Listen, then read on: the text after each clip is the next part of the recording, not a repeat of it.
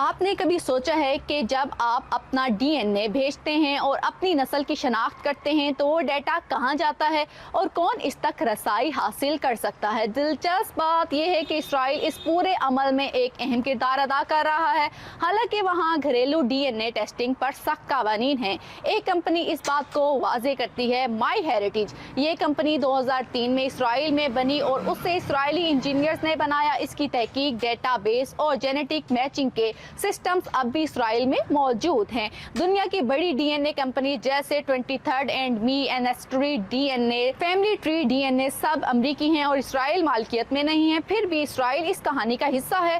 2014 میں 23 اینڈ می نے مائی ہیریٹیج کے ساتھ شراکت کی اور اسرائیلی بیس اور میچنگ جینیٹک ڈیٹا ٹیکنالوجی کو اپنے سسٹمز میں شامل کیا۔ 23 اینڈ می کے پاس یہودی آبادی کے بڑے جینیٹک ڈیٹا بھی موجود ہیں اور وہ اسرائیلی محققین کے ساتھ کام کرتے ہیں۔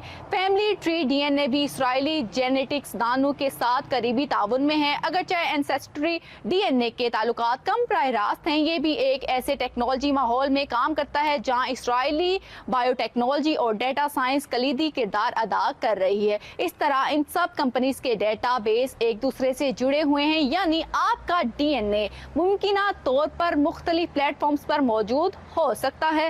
ایک بار جب یہ ڈیٹا موجود ہو گیا تو اس سے نکلنا تقریباً ناممکن ہے۔ حیرت انگیز بات یہ ہے کہ اسرائیل اس میں اہم کردار ادا کرتے ہوئے بھی اپنے شہریوں کے ڈی این اے کی حفاظت سخت قوانین کے ذریعے کرتا ہے اور گھریلو اینسیسٹری کٹس پر پابندی عائد ہے۔ تو اسرائیل کی موجودگی اتفاقیہ نہیں، یہ ملک بائیو ٹیکنالوجی، آبادیاتی جنیات، سائبر سیکیورٹی اور ڈیٹا انٹلیکس میں عالمی مرکز ہے۔ لیکن اصل سوال یہ ہے کہ ڈی این اے ڈیٹا تک کون رسائی حاصل کر سکتا ہے، کن قوانین کے تحت، کس مقصد کے لیے؟